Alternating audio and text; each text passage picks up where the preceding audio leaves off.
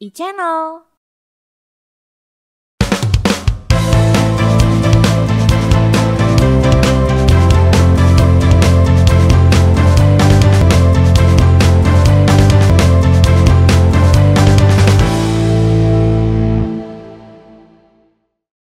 Assalamualaikum warahmatullahi wabarakatuh. Sampurasun warga Kota Bandung. Saya Ati di sini berada bersama Bapak Ari Supriyatna sebagai Ketua Komisi B DPRD Kota Bandung. Assalamualaikum Pak Ari. Waalaikumsalam. Kami berdua sedang berada di gedung DPRD Kota Bandung, Jalan Sukabumi nomor 30. Ya Bapak, selamat nih sudah 3 periode ya Pak ya sebagai anggota DPRD Kota Bandung. Apa nih Pak tipsnya menang 3 kali? Ya, pertama kan kalau persoalan menang atau kalah jadi anggota DPRD sebetulnya itu kan karena kehendak yang maha kuasa saja. Jadi alhamdulillah saya masih diberikan kesempatan oleh Tuhan yang maha kuasa, oleh Allah Subhanahu wa Ta'ala untuk menjadi wakil rakyat di DPRD Kota Bandung ini. Dan tentu di samping itu ya tentu kita kan harus mendapatkan dukungan dari masyarakat. Dan oleh karena itu mungkin dengan apa yang sudah saya kerjakan selama ini, selama 2 periode kebelakang ini, alhamdulillah masyarakat masih memberikan kepercayaan kepada saya untuk menjadi wakilnya di daerah pemilihan saya. Bapak kan dari PDIP ya, PDIP, partai yang dari dulu emang udah besar nih Pak, 3 partai terbesar dulu ya, dari zaman Orde Baru begitu. Apa sih yang bikin Bapak tertarik nih sama PDIP gitu? Jadi motivasi utama saya bergabung atau tertarik bergabung dengan PDI Perjuangan itu karena saya melihat PDI Perjuangan itu adalah partai yang meneruskan ideologi Soekarno. Dan Soekarno itu adalah figur yang saya idolakan setelah Rasulullah Nabi Muhammad. Maka orang kedua di samping tentu yang paling utama orang tua. Tapi sebagai tokoh masyarakat saya mengidolakan Bung Karno sebagai tokoh figur pemimpin yang punya pemikiran yang sangat visioner ke depan terkait dengan bagaimana membangun Indonesia itu.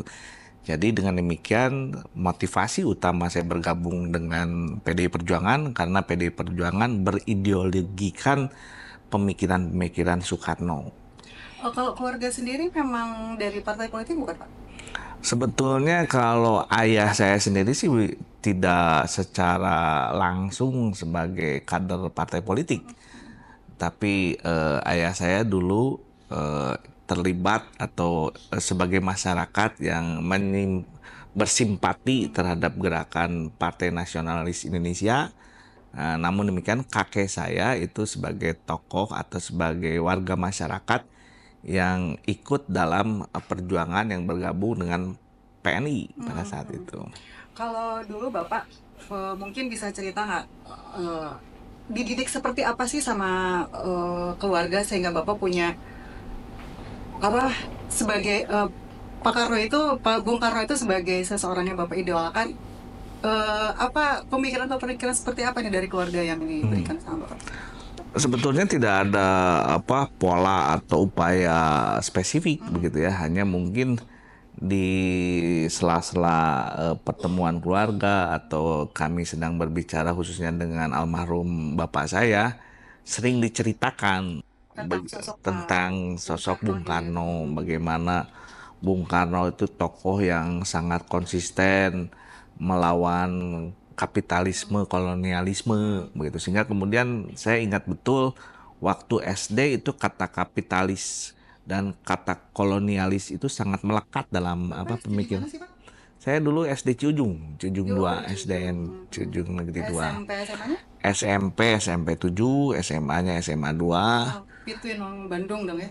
Ya, saya lahir, dibesarkan dan sampai hari ini masih di Kota Bandung. Cinta Kota Bandung banget Pak. Pak. Saya sangat mencintai, I love Bandung, forever. Iya.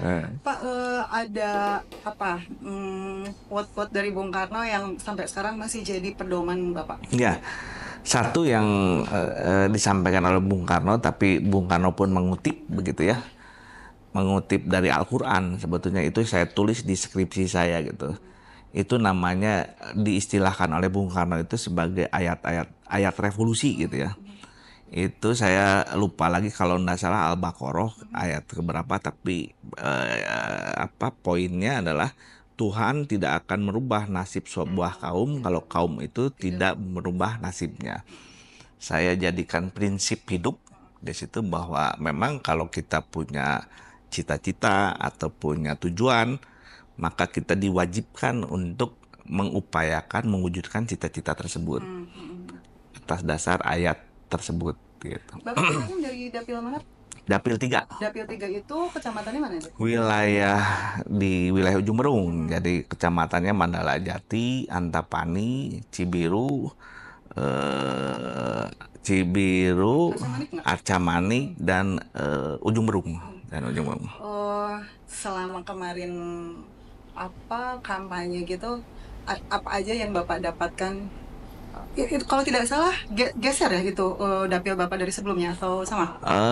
Ada sedikit perubahan, jadi tidak bergeser. Dulunya kan saya itu dapil wilayah Ujung Berung itu namanya Dapil 4. Penomoran Dapil 4. Jadi Dapil 3. Sekarang Dapil 3, dan dulu itu 7 kecamatan termasuk Cinambo dan Panjilekan. Karena sekarang ada penambahan dapil dari 6 dapil menjadi 7 dapil, maka sekarang di wilayah Dapil 3 itu hanya 5 kecamatan. Gitu. Apa aja sih Pak yang disampaikan sama masyarakat sama Bapak, keluhannya, harapan masyarakat sama Bapak yang disampaikan ketika Bapak kampanye itu apa? Ya, sebetulnya kan persoalannya persoalan umum ya, yang memang menjadi persoalan masyarakat Bandung pada umumnya, terkait dengan kesulitan ekonomi, terkait dengan persoalan pendidikan, masih susahnya masyarakat untuk menerima fasilitas pendidikan dan kesehatan, begitu kan. Dari tahun ke tahun itu sih Pak? Itu masalah klasik Kota Bandung, masalah kemiskinan, ya itu tadi masalah ekonomi, masalah sampah, masalah infrastruktur. Jadi beberapa hal klasik yang di Kota Bandung yang dari pemilu ke pemilu memang itu selalu tersampaikan. Oke. Nih Pak, kira-kira visi misi apa nih Pak, tiga periode geser nggak sih Pak visi misinya?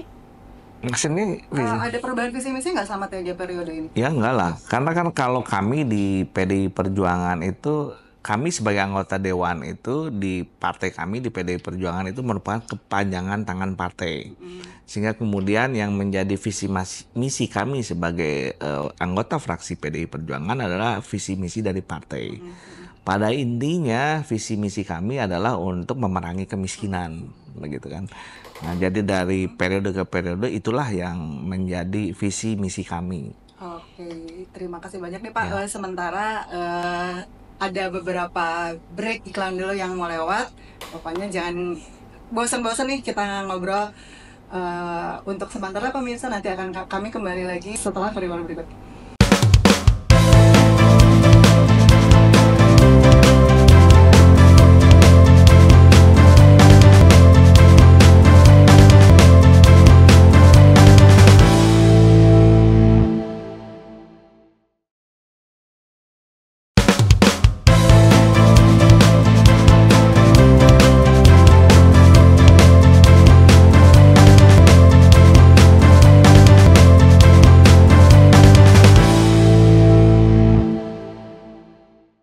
Pemirsa, masih bersama saya Ati. Saya masih bersama dengan Ketua Komisi B DPRD Kota Bandung, Bapak Haji Aris Supriyatna. Kami masih di gedung DPRD Kota Bandung. Pak, ini kan sebelumnya Bapak di periode sebelumnya Komisi D ya Pak ya? Betul. Sekarang di Komisi B. Ada lompatan-lompatan atau ada kaget nggak sih Pak dari Komisi B yang sebelumnya mungkin ngurusin warga, langsung ketemu sama warga ya Pak ya, langsung ngurusin terkait masalah-masalah warga real begitu. Dalamnya kan ada masalah lingkungan hidup, kesehatan, pendidikannya itu langsung real. Sementara sekarang di Komisi B yang lebih ke ekonomi begitu Pak, ada perbedaan nggak menurut Bapak? Sebetulnya nggak ada ya. Kalau dari sisi bahwa kemudian bertemu dengan masyarakat, sama aja. Karena kemarin pun kita di Komisi B ini kedatangan warga masyarakat dari para pedagang pasar yang mengeluhkan. Pasar mana nih Pak? Banyak. Dari Pasar Baru, pokoknya malah Asosiasi Pasar se-Bandung yang menghadirkan perwakilan 36 pasar, itu para pedagangnya sempat melakukan audensi ke kami gitu. Keluhannya? Ya, keluhannya terkait dengan perubahan kebijakan dari PD Pasar. Ada ada persepsi yang berbeda begitu ya dari kebijakan PD Pasar sebagai pengelola dengan apa yang diinginkan atau diharapkan oleh para pedagang. Jadi artinya Pedagang berarti itu. ya bagi para pedagang sementara dianggap merugikan. Tapi ini kan persoalan komunikasi saja. Tapi kembali lagi ke pertanyaannya kan terkait dengan perbedaan bagaimana situasi di Komisi D dengan Komisi B yang notabene nampak seperti berbeda gitu. Kalau Komisi B kan berkaitan dengan Kesra yang itu di dalamnya berisi tentang persoalan-persoalan kemasyarakatan langsung begitu kan. Nah, sementara Komisi B seolah berkaitan dengan hanya keuangan dan ekonomi saja. Tapi sebetulnya tidak ya, seperti yang saya sampaikan tadi begitu. Soalnya ekonominya juga ekonomi masyarakat ya Pak ya? Iyalah kan DPRD itu kan berkaitan dengan bagaimana salah satunya kan aspirasi masyarakat ini tersampaikan ke pemerintah gitu. Kalau khusus untuk Komisi B nih Pak yang banyak dikeluhkan sama masyarakat apa? Ya sementara itu kan tadi seperti yang kita terima dari para pedagang gitu kan. Kedua, ada juga keluhan masyarakat terkait dengan pelayanan dari PDAM gitu kan, misalnya terkait fasilitas air minum begitu kan. Dan yang ketiga kan banyak sebetulnya kan aspirasi dari para UMKM gitu ya. Apa nih Pak? UMKM mengeluhkan apa? Terkait dengan harapan mereka atas pendampingan dan pembinaan dari pemerintah untuk supaya dapat membantu mereka agar mereka betul-betul dapat bisa dijadikan sebagai tulang punggung perekonomian di Kota Bandung. Tapi memang jadi tulang punggung kan Pak sebenarnya kan? Sebetulnya ya kalau secara alamiah kan kalau kita berkaca dari pengalaman COVID kemarin begitu kan. Paling bisa bertahan kan? Ya, ekonomi kita itu kan sebetulnya diselamatkan oleh para UMKM ini kan.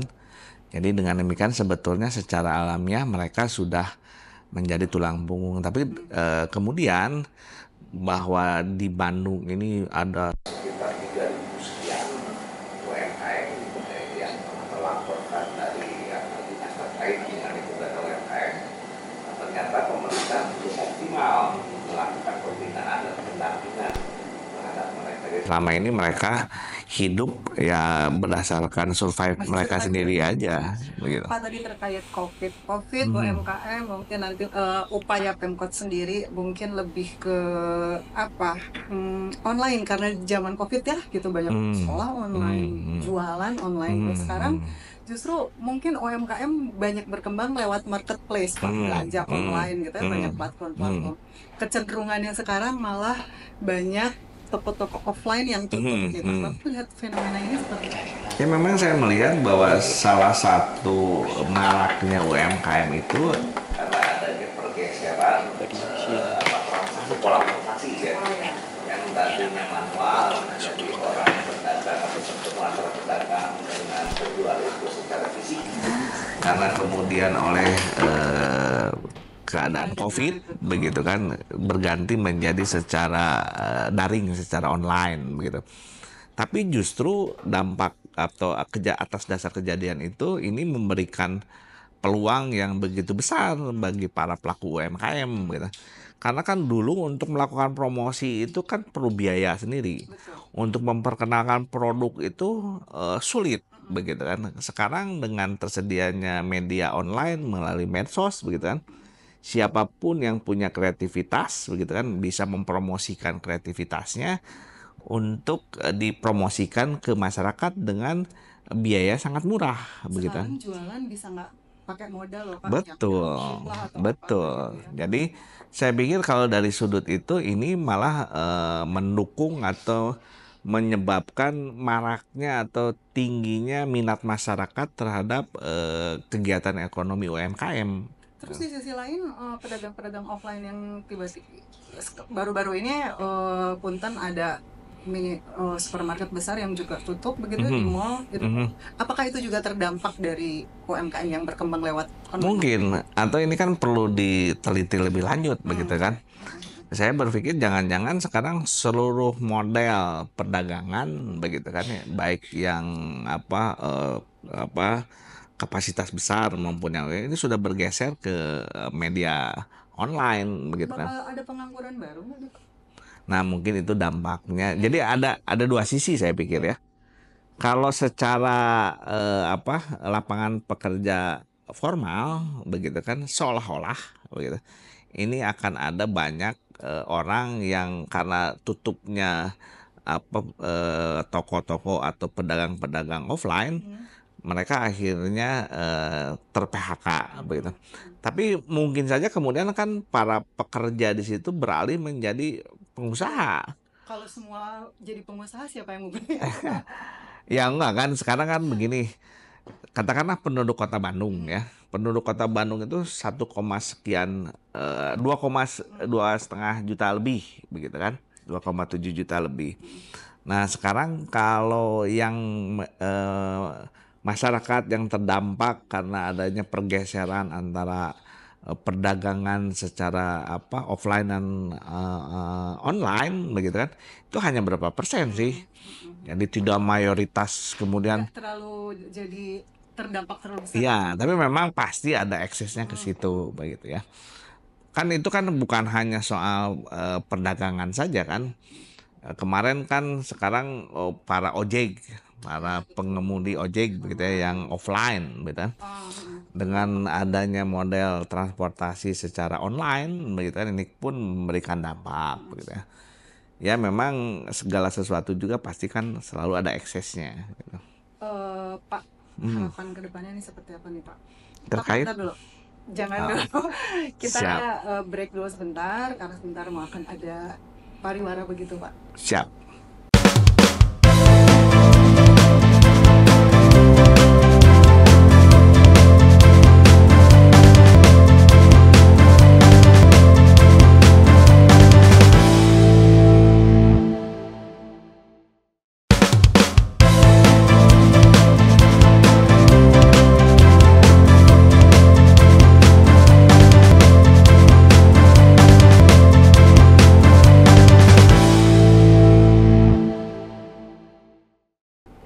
Baik, pemirsa masih bersama saya Ati, kembali lagi bersama Pak Aris, berbincang bersama.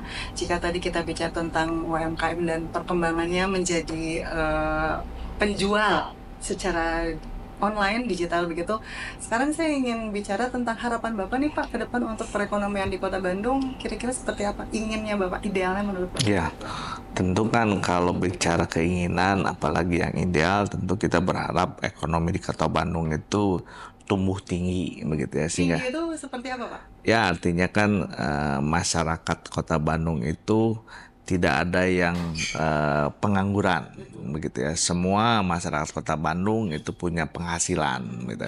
Itu harapan ideal kami, sehingga kemudian perekonomian berjalan secara baik begitu. Nah, idealnya harapannya seperti itu.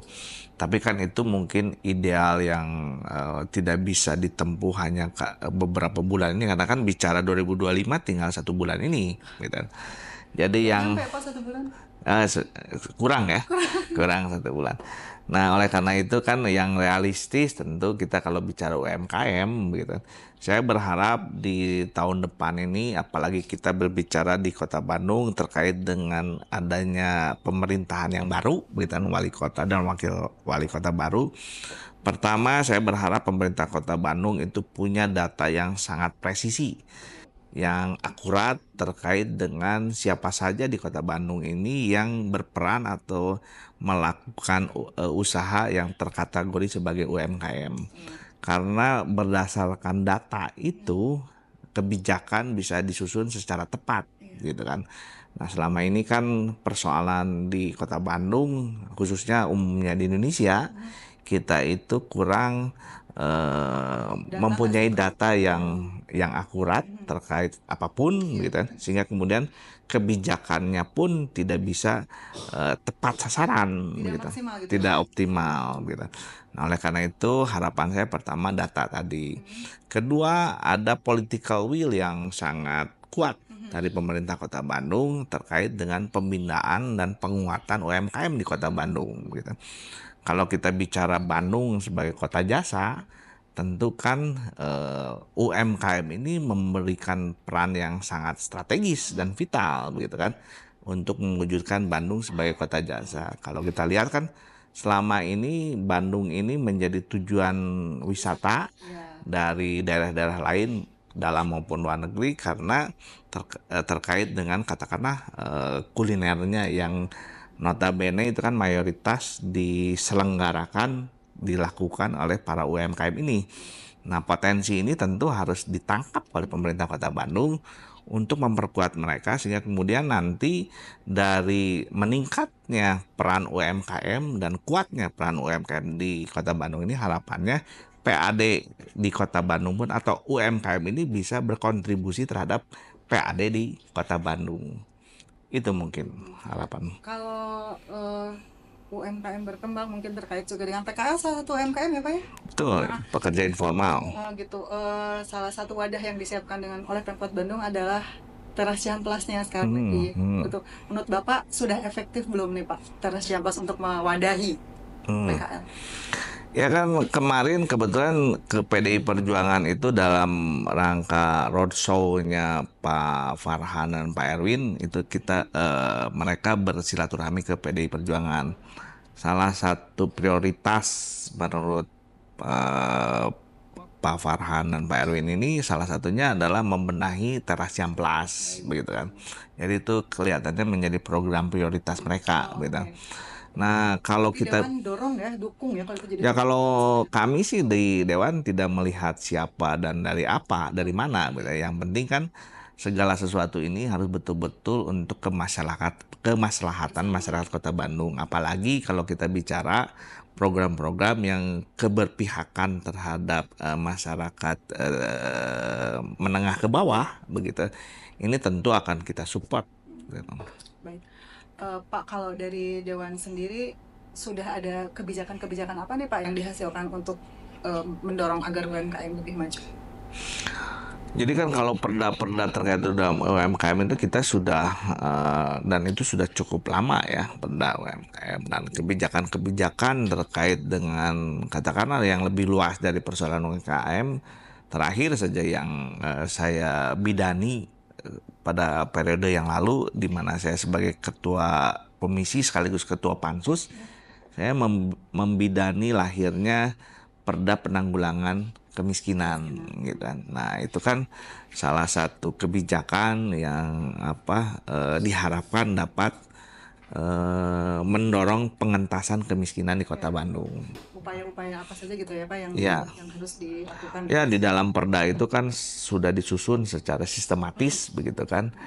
Upaya-upaya yang diwajibkan karena itu perda berarti kan kategorinya wajib bagi pemerintah untuk melaksanakan agar supaya nanti dengan dijalankannya segala sesuatu yang diatur dalam perda ini penanggulangan atau kemiskinan Kota Bandung ini dapat ditekan atau ditanggulangi. Harapannya nih Pak, apa untuk masyarakat ada ini nggak Pak semacam apa ya dorongan atau agar masyarakat bisa eh, membantu pemerintah untuk membangun ekonomi Kota Bandung, masyarakat itu harus apa sih Pak? Ya tentu masyarakat kan pertama harus meningkatkan kreativitasnya gitu kan.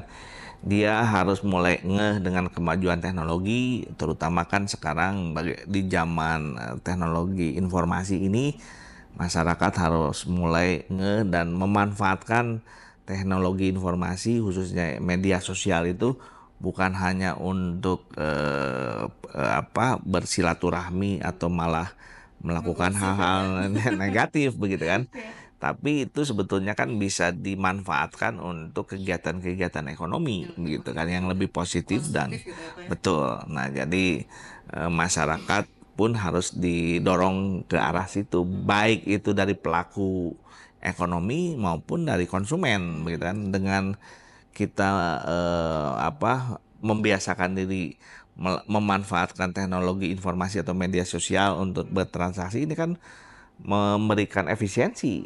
Kita kan tidak perlu, kata orang Sunda nama ngegidig gitu Oh kan, iya betul. untuk berbelanja. Kita bisa Nostalgia bertransaksi, betul. nah gitu kan. Dimudahkan lah sebetulnya. Ya baik Pak, kalau misalnya kita bicara dari awal, mungkin bagaimana Pemkot Bandung sebenarnya sudah ada upaya begitu ya Pak ya untuk Ya, memajukan UMKM di Kota Bandung, termasuk PKL mungkin yang sudah ada beberapa upaya walaupun terkendala beberapa hal begitu. Kalau dari Pemkot Bandungnya sendiri, menurut Bapak apa yang lebih dikembangkan Pak?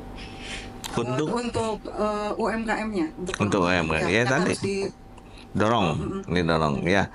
Jadi kan yang paling penting di Pemkot Bandung itu ada political will, ada keseriusan, ada keinginan yang kuat untuk memajukan UMKM ini, untuk memandang UMKM ini sebagai segmen strategis dalam pembangunan ekonomi di Kota Bandung, gitu. Nah, saya pikir kalau Pemkot sudah menjadikan ini sebagai sebuah prioritas, begitu kan, tentu ini akan berdampak terhadap pembangunan ekonomi di Kota Bandung secara umum. Baik Pak Aris, terima kasih banyak nih udah nemenin Ati ngobrol di sini tentang UMKM, Sami-sami. seluk-beluk UMKM. Mungkin belum banyak ya kita yang bisa Tuh. kita kupas di sini. Siapa tahu nanti ke depannya kita bisa bicara lagi dan menemukan solusi-solusi untuk UMKM dan perkembangan ekonomi di Insya Kota Allah. Bandung. Amin. Terima kasih Sami-sami. pemirsa.